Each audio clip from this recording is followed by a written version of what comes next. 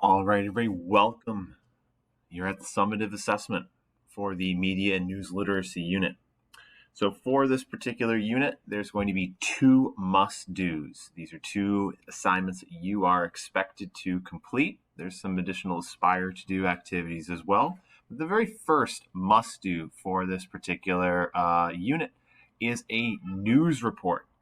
For this particular news report, you are a writer for the Bayside Times newspaper. What you're going to do is you're going to write a news report explaining the who, what, where, and when for the upcoming school election situation between Juan and Alicia at Bayside High School. So there's a couple things that you need to do. You must have a headline or a title for your news report. You need to provide a brief introduction about what is happening. You got to provide detail about the candidates running for president.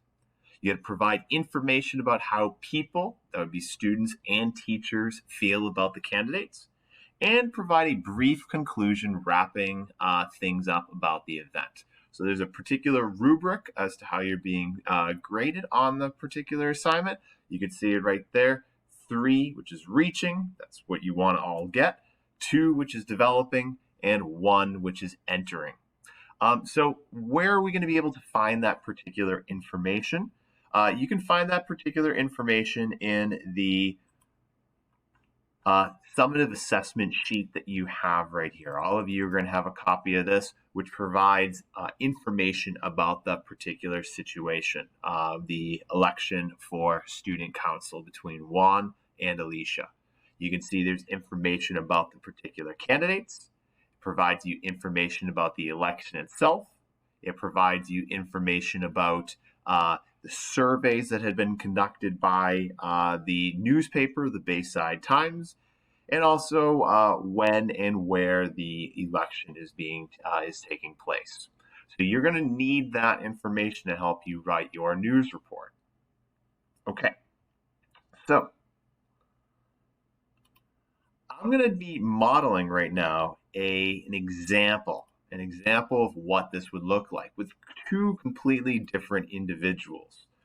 Two completely different individuals right over here. These two particular individuals are going to be Jerry and Christina. So all of you have a graphic organizer that's going to look something like this. I'm going to go through exactly what it is that you're going to be expected to do for it. So we see news report, graphic organizer. I have my headline and title. These are for two different people. This is not the Juan and Alicia individuals for your assignment. These are two different people. We see Jerry and Christina face off in upcoming election. That's my headline or title. Now it says introduction. In 1 to 3 sentences, explain the who, what, where, and when of the event taking place. At Smith High School on Tuesday, November 2nd, there will be an election taking place to decide the student council president. The student council president. The winner of the election will either be Jerry or Christina. Right there, I'm getting to the point about what's happening. Then it says also explain what the responsibilities of the student council president are. Now you can find that in your situation explanation. The responsibilities of being student council president include working with students to resolve problems, working with school leaders, and the presenting of ideas of student body.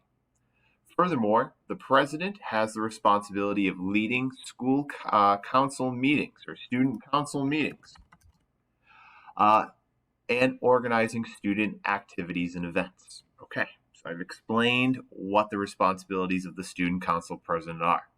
Now we're on to the next part. I got to provide some information about the two candidates themselves. So once again, I have that situation page. I read about the particular candidates. I'm just going to provide some basic information about who those individuals are. So we see over here, again, candidate Jerry is a high-performing student at the school. He is the captain of several sports teams, including baseball and soccer.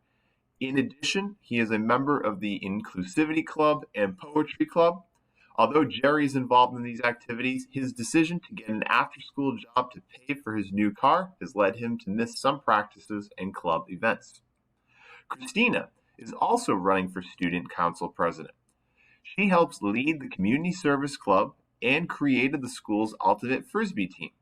Even though she has demonstrated a lot of leadership, she did quit the ultimate frisbee team after not being voted captain by the other members of the team. So I provided now information about the two students running for president. Next up, I'm going to provide information about how people, that would be students and teachers, feel about the candidates. And it says use poll numbers and opinions from the situation. So we need to now provide some context about how the students feel about the students as well as the teachers. How do they feel? Remember, you're not providing the author's opinion here since this is a news report, but what do the students and teachers feel? Our newspaper, the Smith High Times, has surveyed students about the two candidates. The October 15th survey that polled 300 out of the 800 students stated that 70% of the students would be happy with Jerry as president. In addition, 75% of students said that they would be happy with Christina as president. The survey also revealed that 68% of students said they would be voting for Christina if the election were held today. So now we know about how the students feel. What about teachers? When asked about Jerry and Christina, one teacher stated, "They're both good kids who would make great president for the student council. They just need to show up and keep their cool." Okay, so now that I've gone through that, I need to wrap things up and let the reader know when and where voting will take place again. So maybe sometimes good idea to just wrap things up that way. The election will take place during lunches in the gymnasium on Tuesday, November 2nd. The winner will be announced the next day at the start of school. So I've gone through, I've completed my graphic organizer. Now I need to take all that material, all that information. It's been chunked up already with the introduction, the body paragraph 2, and conclusion. Now we have it all over here. I've taken it all, put it all together, and I have my news report. Now, some of you might be saying as well, why are those highlighted? Why are furthermore, in addition, also, and even though highlighted? Those are transition words going from one part to the next. So those are some transition words that you might consider using in your writing. All right, everybody. At this point in time, if you have any questions, you could let me or your teacher know. Have a good day.